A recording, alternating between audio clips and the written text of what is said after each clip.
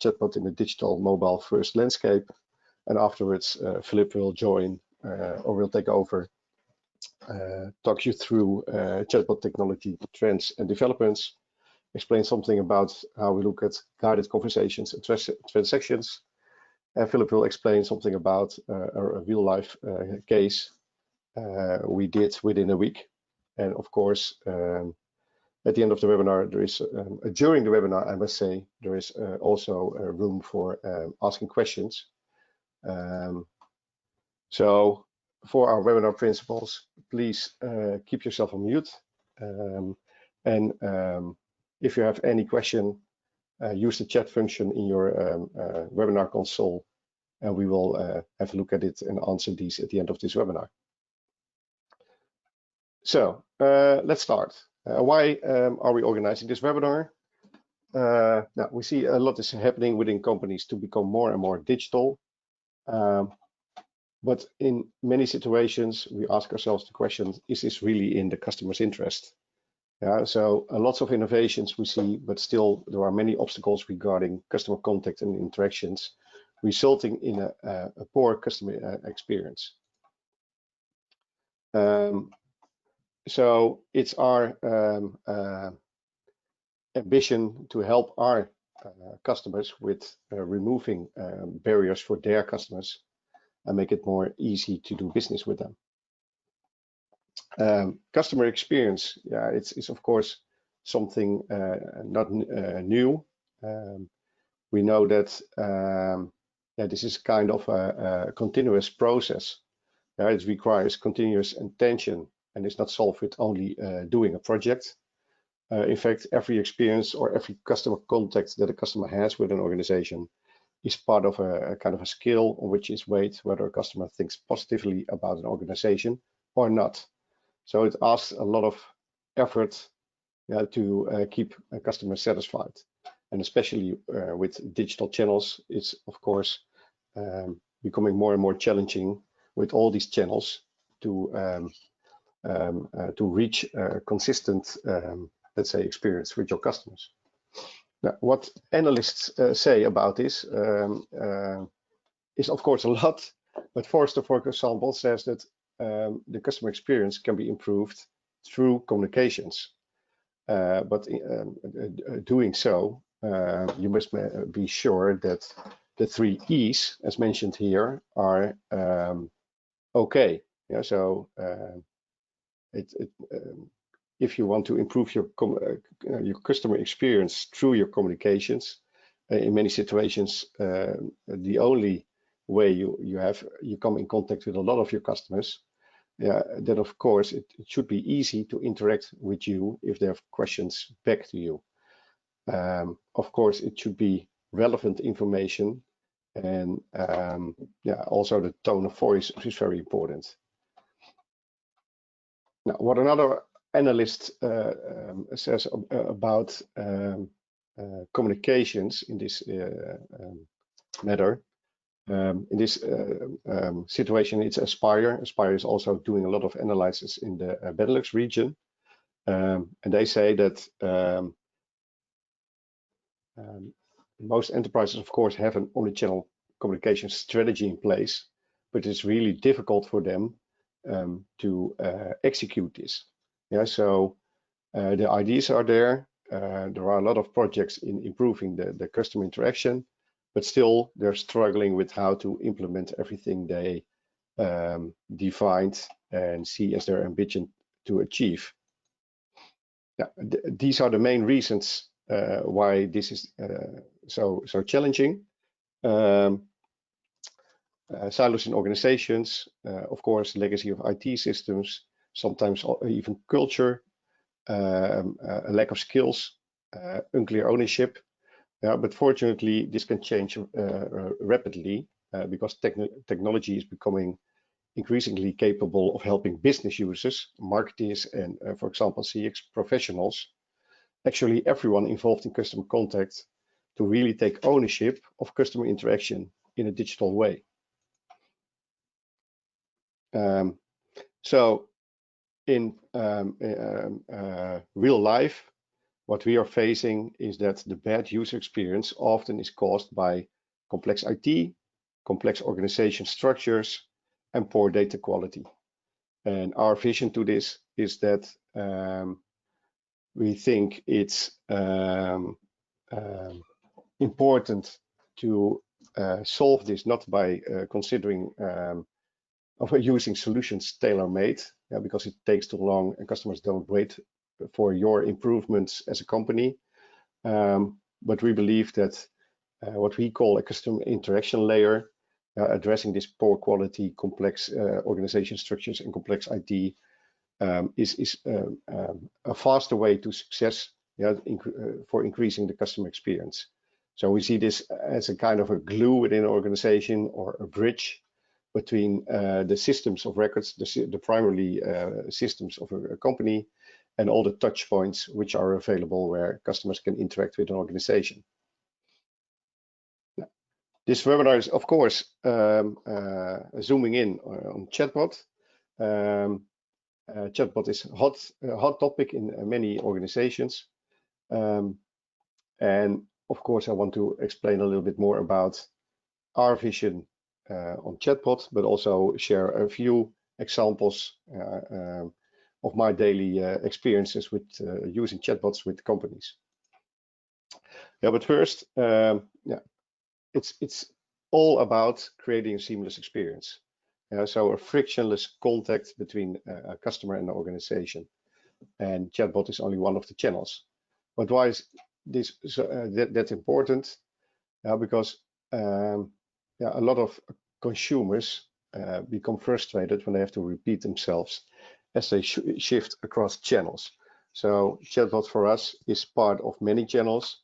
And if you are forced as a customer to switch from one channel to another channel, in many situations, this is considered to be a dissatisfier. Besides that, a lot of consumers think again about staying a customer at a company, with a company, if they are not recognized, and if they are frustrated by, let's say, switching channels or repeating themselves, and providing information about who they are. If they are not recognized as a person and as a customer, it's of course also a dissatisfier. So on the other hand, we see that organizations do a lot and also intend to do a lot around this. So in this slide from Aspire, we see that a lot of CMOs responded to their plans with chatbots, but also with personalized videos, with all kind of digital ways for customer interaction. So it's really important to make sure that as a company, you use these channels in a proper way, and make sure that you use this to increase your customer experience instead of decreasing your customer experience.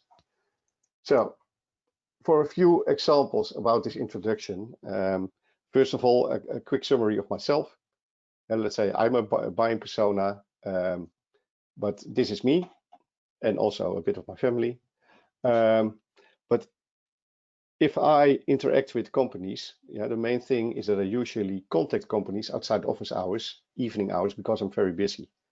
And because I like to, let's say, dump questions and have quick answers, I prefer, for example, to use Facebook Messenger. If I go to my next slide, it's very important that if I go as a customer to Facebook Messenger, or customers use other channels, it's really important that you're available as a company. So with this message, and of course it's a Dutch example because it's from my real life, but the automated notification I received back was that they weren't available after 5:30 in the afternoon. But on the other hand, I was searching for a proposal, and I wanted to receive a proposal for quickly closing a contract.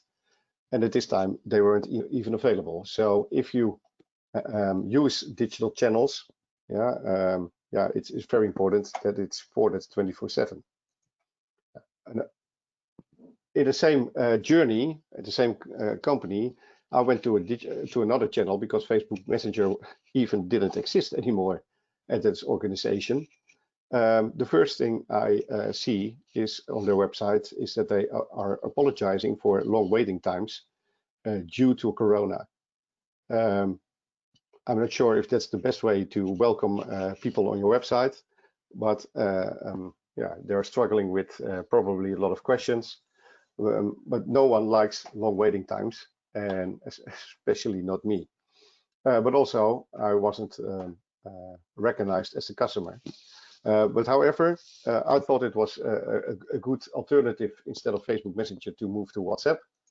Unfortunately, when I went to WhatsApp, I received an automated notification that due to COVID, it also took way longer than usually. And they asked for a lot of information from my personal situation up front in order to serve me faster when they're available again. Yeah, so long waiting times, automated replies, it's not a personalized way in how I want to interact with the company. Now, one other example, a chat experience with a Dutch company, and we believe that in order to offer a good conversation through chat, you have to make your chat conversations as contextual as you can be. And in this case, I asked a question about one of my insurances, and I was not, with my question, it was not really good understood by the chatbot. They offered me a link to a web page where I could become a customer, but I already was a customer. And so the answer does not, the answer given by the chat is not answering my question. That's for sure. However, the good things with this chatbot are that it's a kind of a guided way with using these buttons. But the strangest thing in this chat conversation is that with all these buttons, the product I mentioned here in my chat is not even there. Yeah, so that's really strange, because it's about my travel insurance and there is no button for travel insurance. So it's not really working well. Now, another example for the same company for a different product, I asked how I could stop with a product, and I got all kind of responses back, replies back, which are not answering my question. Again, it's explaining the product and focusing on making me a customer, but I'm already a customer. Yeah, so the questions are not relevant. The answers are not relevant to my question, and that's of course really dissatisfying. So it should be more customer focused in order to, let's say, increase the customer experience of, in this case, me as a customer. Now, one of the things I hate as a customer or consumer is that if I use a chatbot for, let's say, asking a question, or in this situation, dumping my new home address and asking them to change this in their databases, what I don't like is that I'm forced to move to another channel. And in this chat experience, I had to use buttons. It was not completely clear which one I could use. And instead of helping me to the right place to answer my question, the response I got was, okay, sorry, please contact my colleagues by phone. And that's not what I want. I want to just do a simple action, letting them know that I moved to a new house and asking them to change this in their database. It wasn't even possible to do this, let's say, simple thing. Now, what also is often a struggle for organizations is to make it as personalized as it can be. In this situation, I started after logging in a personal portal in a my environment. So it's really strange that after logging in your own portal, they before raising my question, I received a message of a question asking if it's a sir or madam, what my date of birth is, and asking for my customer number.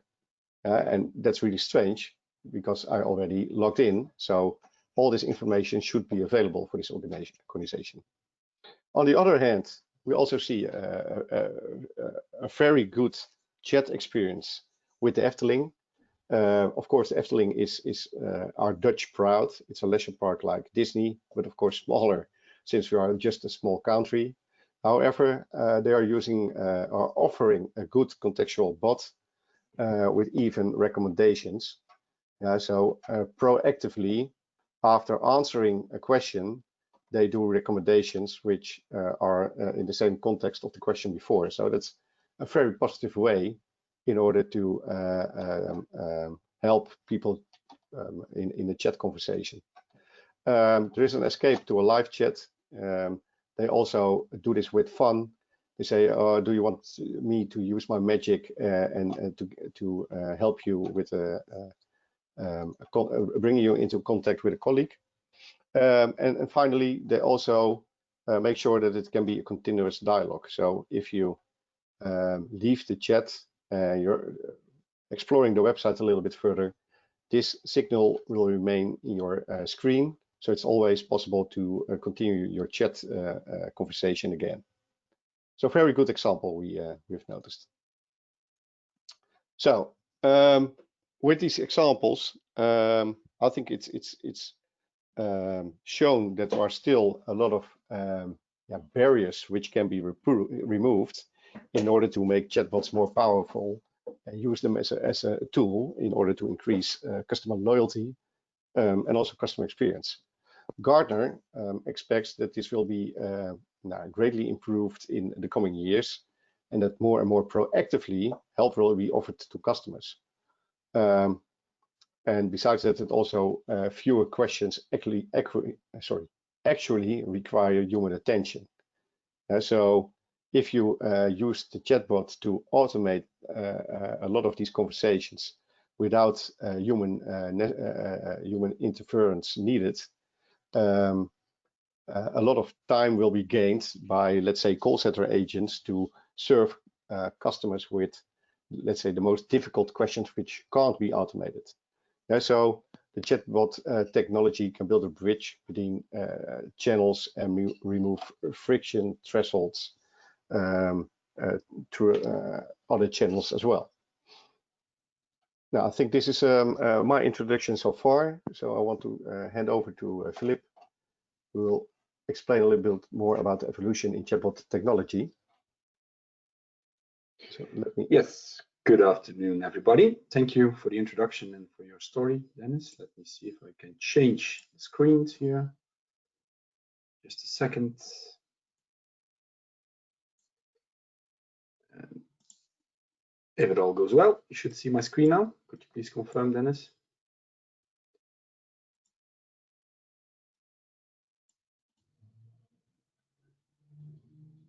Dennis, can you see my screen? Could you confirm?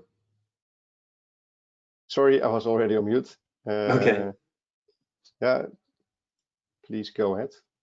Okay. So let me take you through the story of the evolution of chatbot technology.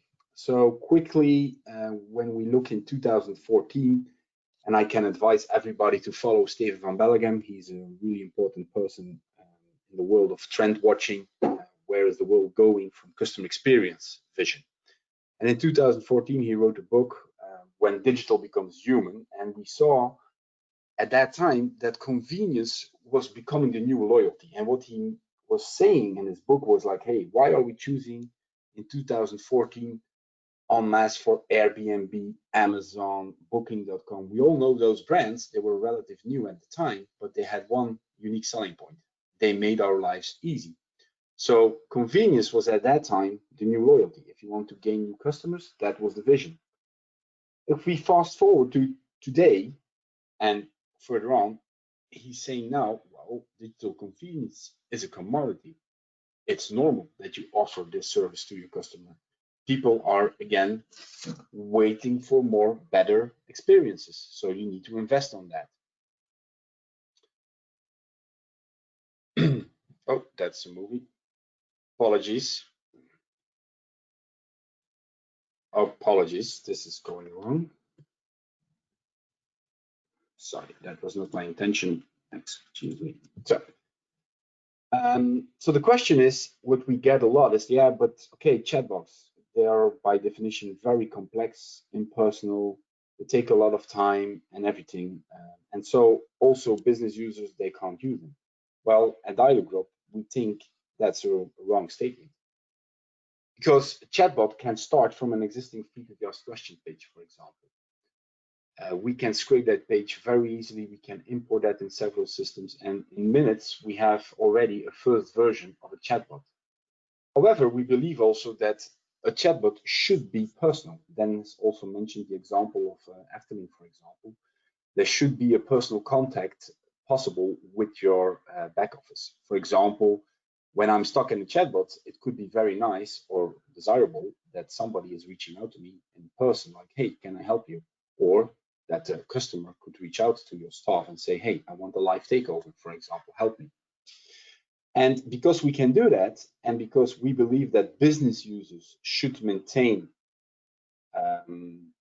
the control, they maintain the bot itself, it gets more human and relevant because they're in touch with the customer, so they can learn the bot to be more human.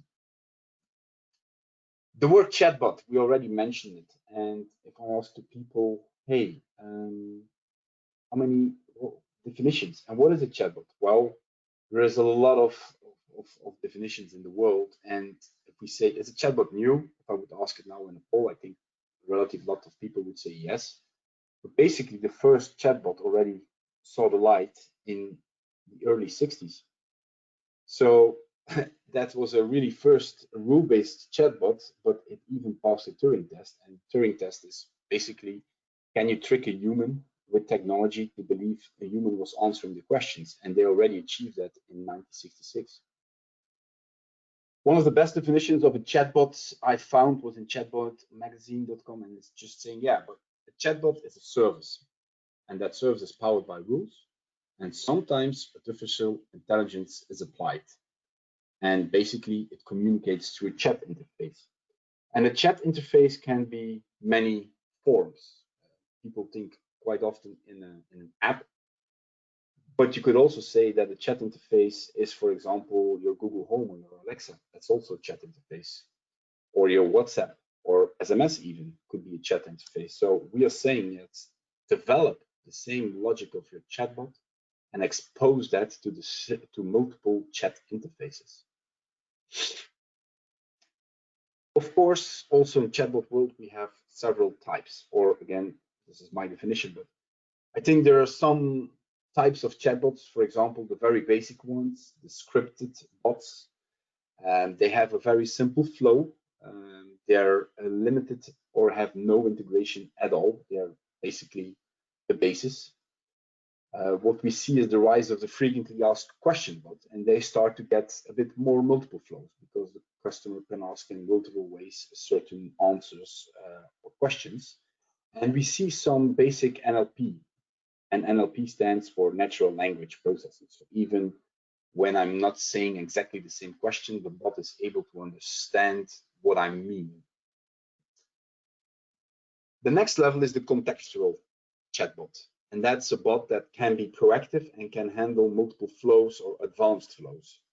It's mainly fully integrated because we need data to be contextual, right? So Dennis in his example was saying I was logging into my environment, and first question I got, am I a man or a woman? So yeah, if it's fully integrated, those type of questions are completely not necessary. What we also see is that those contextual bots are mainly also language independent NLP compared to the FAQ that's mainly focused on one language, and with contextual we get much more support for natural language processes. And finally, yeah, that's the buzzword. Yeah? You hear it everywhere.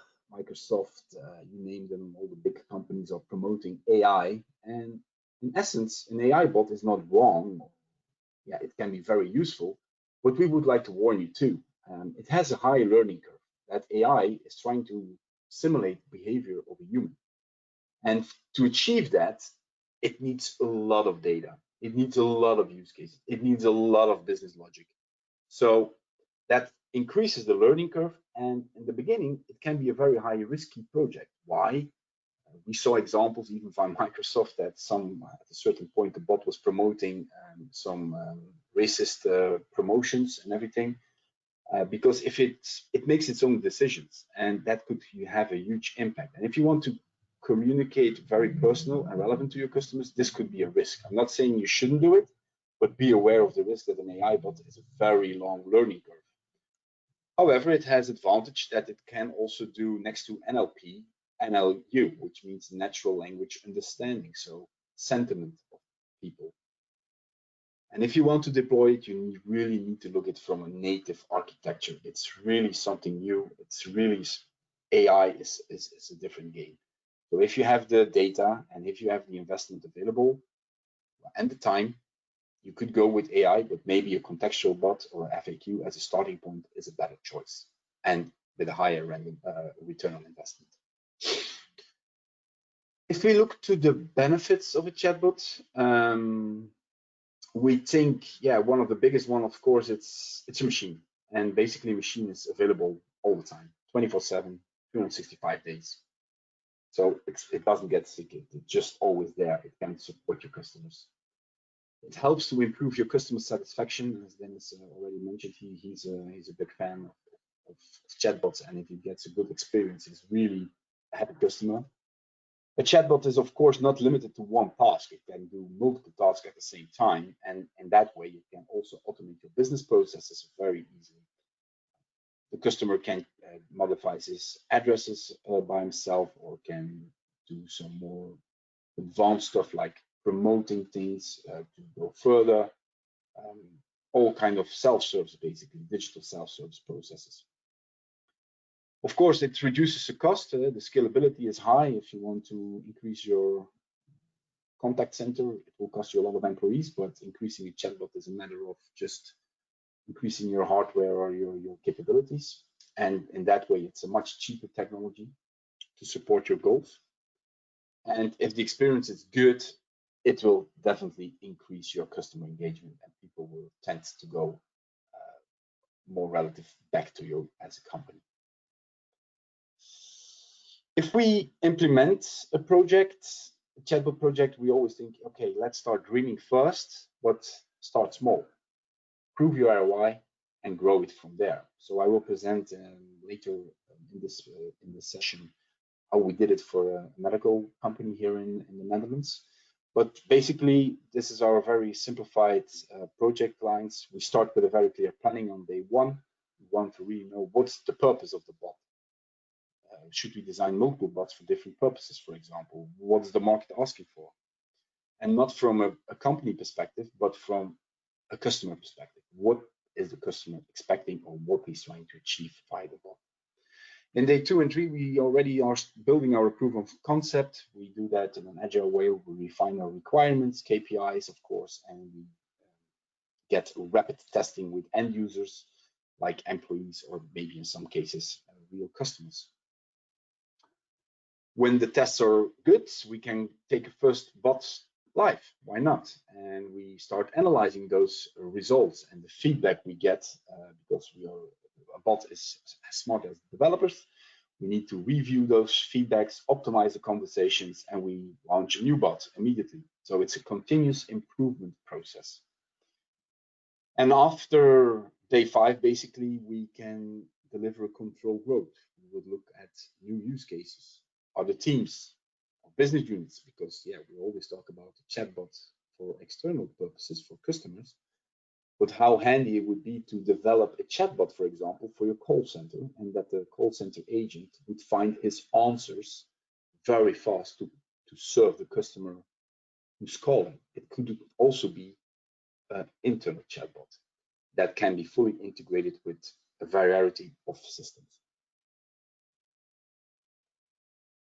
What's a good requirements or definitions for a very promising chatbot use case? Well, basically what we see is that if you have a high volume of repetitive questions with a low value against it, like how should I do this, where can I find that?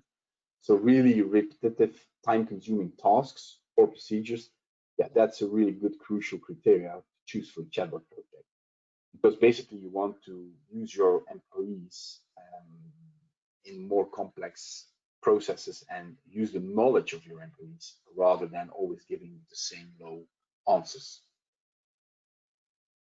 Typically, a chatbot is very useful in complex customer journeys, and especially what the customer doesn't see, all the backend systems you have where data is located on certain questions. If a customer needs to hop to different sections on your website or needs to even look at his mailbox where the answer can be found, that's not really a very good customer journey. So a complex customer journey is using a lot of data, and that bot can analyze that data very quickly and return an answer without bringing the burden to the customer.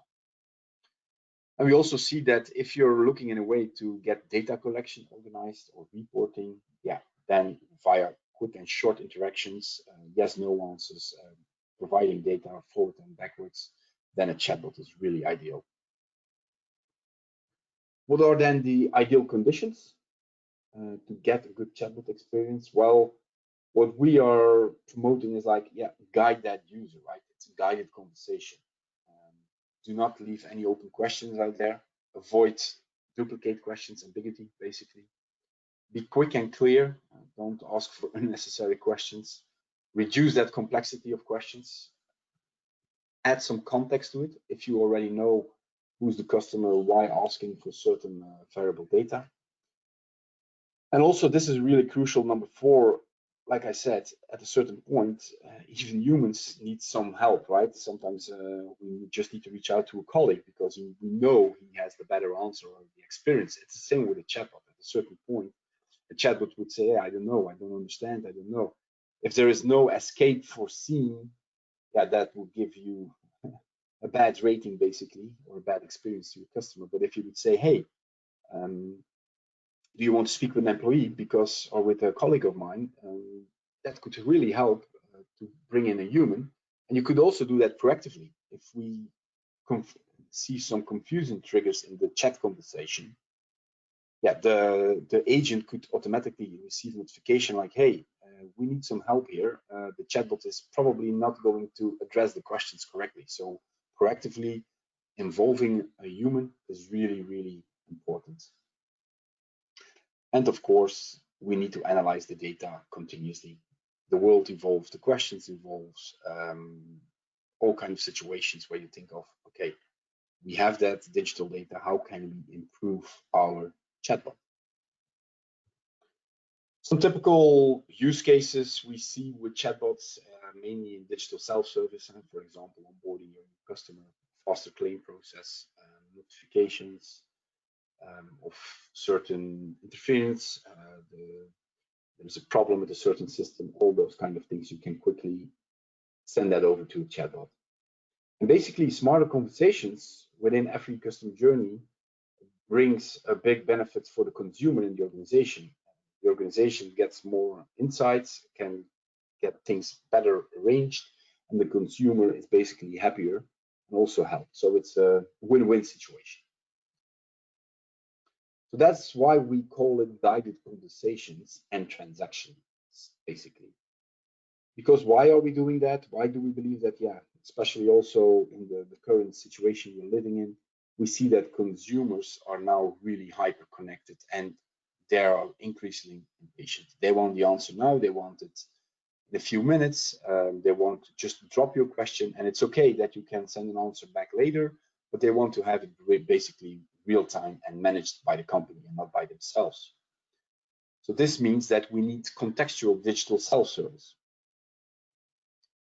So to explain what we understand as contextual digital self-service, I just created a random customer journey. So yeah, I'm a consultant.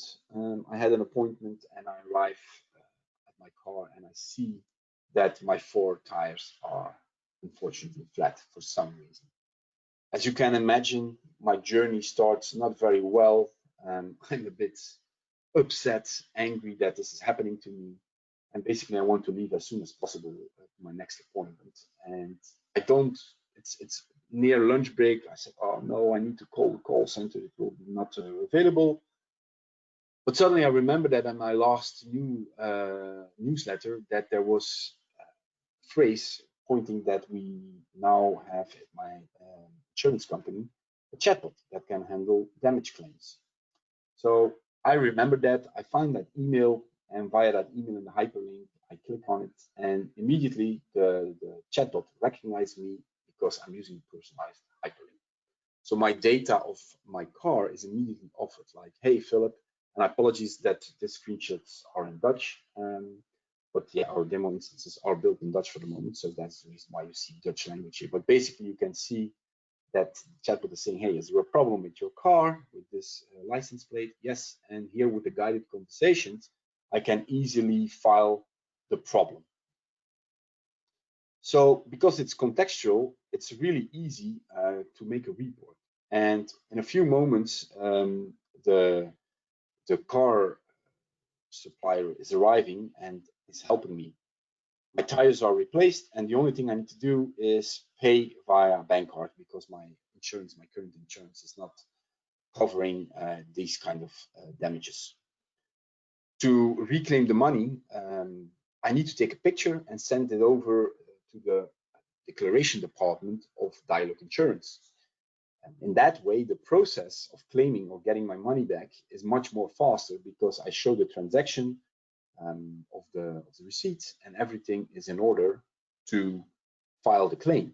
So I'm really happy that within 1 hour I can drive home. In the evening, I arrive at home and I'm starting to check my email. And what I see is that I already received an email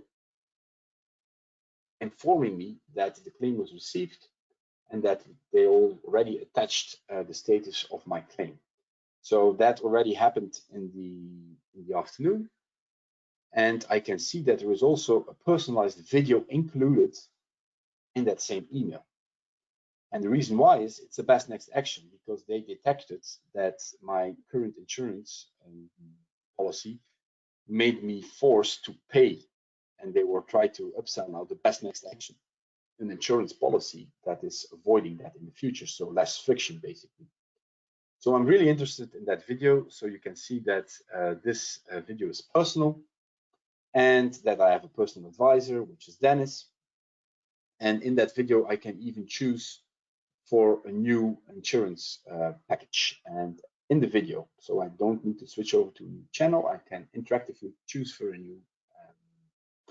new insurance policy, but I also can reach out to the chat, for example. So also the same chat is integrated here. So for me as an end user, it's completely transparent where I am and I can use the same channels that I'm used to. When we zoom in on the attachment that we received, we see an overview of the claim, basically. So again, the same data, you see my car, you see my license plate. You already can see that what was happening, that we need to replace the 4 tires. And we also see some funny buttons in here. So when I want to click on those buttons, the help buttons, and here we can see what the damage was and what I made financial transaction for an amount of 455 euros. The bot is now immediately offering me only the questions that are related to that specific topic. So now I'm located in the financial section of the bot. And I'm getting via interactive cards some possible actions. So I can go to the PDF questions, I can change my address, whatever. So via that contextual link in the PDF file, the bot understands what I'm trying to find. Further on, suddenly I receive a few days later an SMS notification informing me that the damage will be refunded and that it will be on my account. However, I just switched banks, and I noticed that this is my old account number, and I want to switch to my new account number.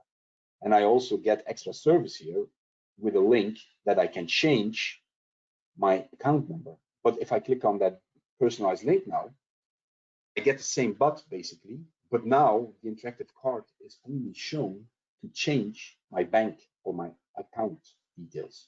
So now I don't get all the other ones. I just immediately land on the correct interaction I want to do, because via the SMS, I know that the chatbot knows what I want to achieve.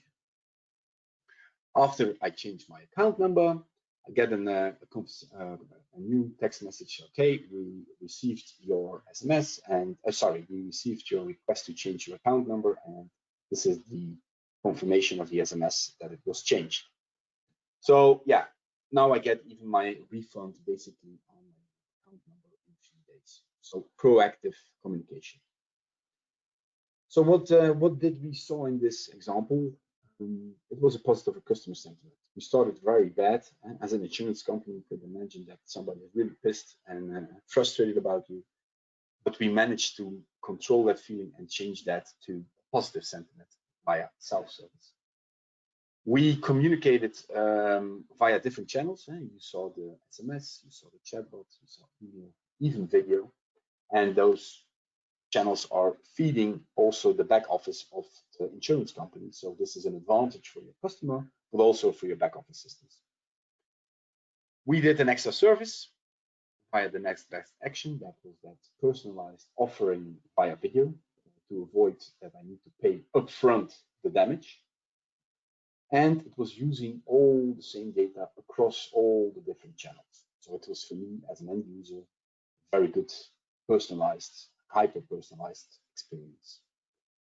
And finally, we even informed the customer proactively that he would receive the money a few days up front, so that everything is well, and that he doesn't need to call the call center basically to inform, yeah, when will I receive my money? No, we deflected that already proactively and gave the opportunity to change even the account details for that refund. So basically, that was my first example, how we believe that contextual chatbots can help.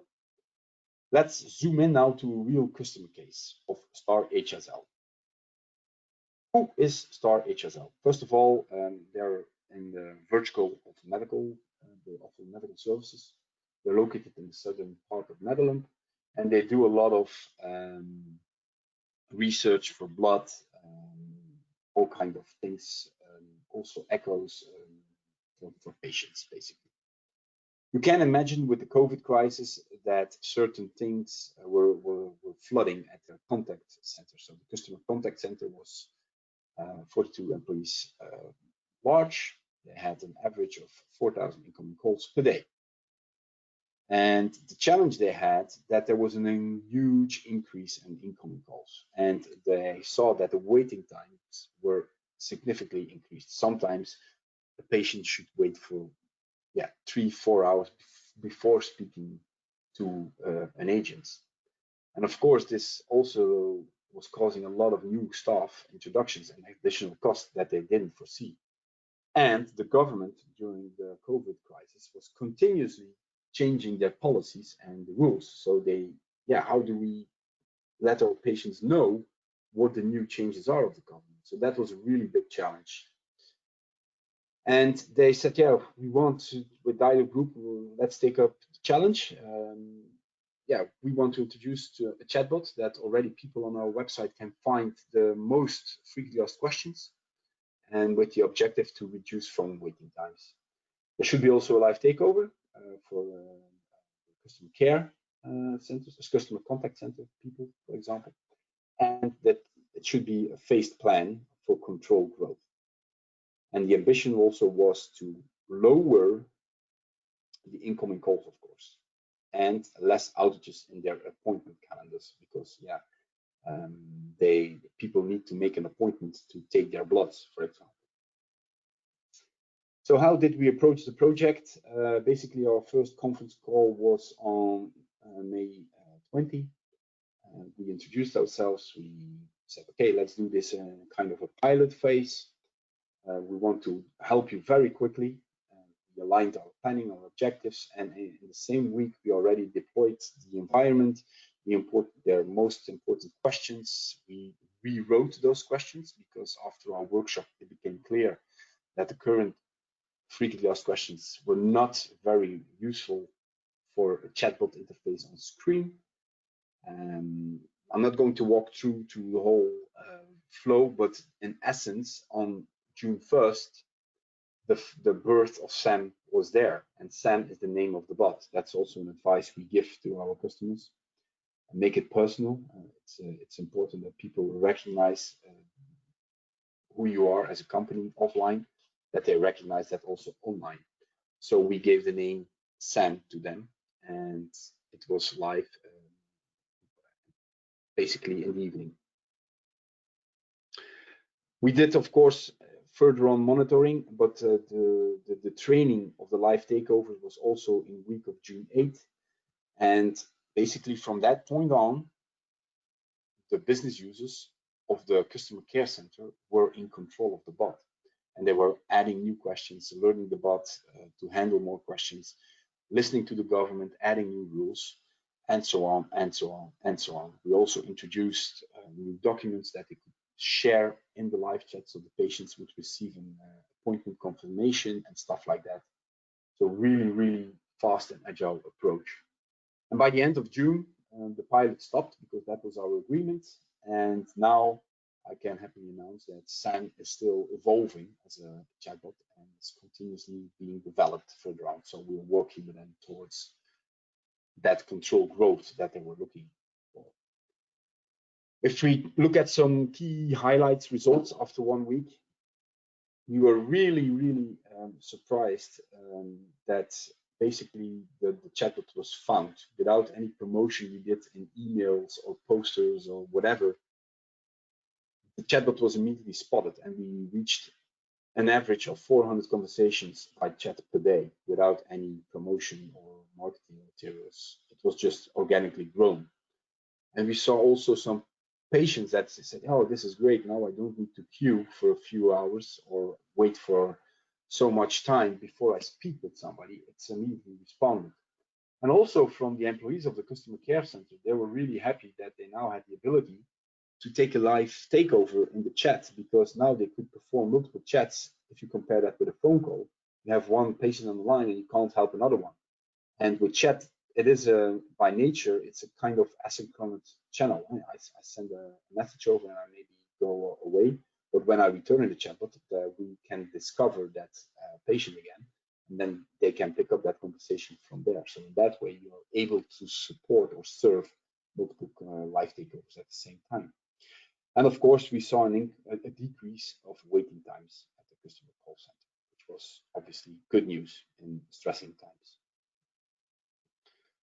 This is what we presented for control growth. Basically, we want to grow basically to the left-hand side. This is I'm not going to take you through to all the things we agreed on, but basically we want to even integrate appointments or other business processes in the chatbot, so you can easily say, I want an appointment nearby my home, and that the bot immediately say, okay, I have availability between 10 a.m., 11 p.m., or whatever option you want to do, and that the complete process of appointments can be automated. Also, we want to integrate with their CRM solution, of course, but that's all foreseen for later. So this is an example of start small and then start growing towards basically what we say, maximize a complete automated platform that is completely integrated with other channels like video, SMS, emails, whatever you want, basically. Of course, we want to stay pragmatic. We do it step by step in an agile way, and we are very transparent and we give advice. And that's why StarHL also really like our approach, like, okay, this is open, this is honest, and most important, you're delivering what you're promising. So this was my piece, because the conclusion slide is for Dennis. So Dennis, I'm going to switch over, going to make you presenter and mute myself. Oh, you can just go to the next slide. That's fine. Okay, that's also good. There's only one. Okay. Yeah, so thank you for this. Visible. Yep, there we go. Yep. So thank you, Philip, for your clear explanation. Yeah, we believe that chatbot can be a great tool for improving self-service. But of course, according to our vision, this should be integrated in all your customer communication. So not only on the homepage of your website, but also in letters. You can use QR codes to get people to the chatbot. Also in PDFs, in SMS messages, in social, and even in app, because that's the best way to, let's say, get to increase your reach and get people, bring people to the bot if necessary, and to avoid people asking questions using the phone. It should also recognize you as a customer, and personal customer information. So if you can make the bot contextual, and you can use personal details, or you can rephrase to refer to parts of a contract or payments, etc., and use the bot in a way that it addresses already to the place of a document or a place on the website where people started the chatbot by using this context, it will definitely help customers faster to their answers and increase their chat experience. So contextual can also be the entry point, recognizing where people came from, because that also tells a lot, which can help in your chat conversation. If not, if people still are struggling with getting the right answers in place, and that's what we often hear, this chatbot doesn't work for me because I always have the questions which a chatbot can't answer. Now, of course, we always recommend to use an escape with live takeover, and to make sure that part of the chatbot conversation is the possibility to use to ask for a live takeover and ask the questions using a live chat. What we often hear is that people are a bit afraid to start with using chatbots, and say that they first need to gather a lot of data and test a lot. And of course, we understand this, but we think that it's important not to do this with a lot of preparation on months and assumptions, but learn by doing. So if you can develop a chatbot quickly, and that's of course what we promise. Philip explained this with the case of Star SHL. We believe that it's better to start small, learn by doing, and optimize continuously, which shown in let's say the slide from Philip with the 4-stage approach, to let's say use the chatbot in 4 stages, more and more within the organization. Besides it, I think it's important that the chatbot also is quickly adopted by business users, and that they are even working with it in order to improve, let's say, the quality of the answers. The tone of voice is always important, but especially in a fast communication channel or interaction channel like chat. And finally, I think the chatbot must be a tool making employees more effective and engaged. We have a saying in Dialog group that a fool with a tool is still a fool. So it's really important that it's first of all good developed, but it's also good explained to employees working with it. If these conditions are met, then we believe that chatbot is a great means in your customer context strategy, and in your and a good tool to improve your let's say customer effort score, or the NPS score, or other KPIs in your customer strategy. So this is basically the end of our webinar. I'm not sure if there are questions left. I don't think so. I don't see any questions for the moment. So I'll wait a few minutes before ending this webinar, seeing if a new question will arise.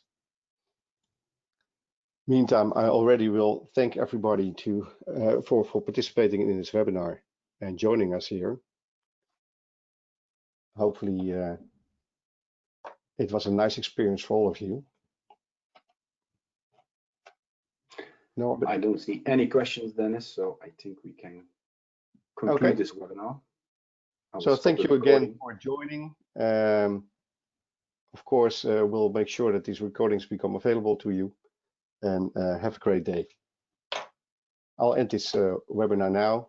So bye-bye and see you later. Bye.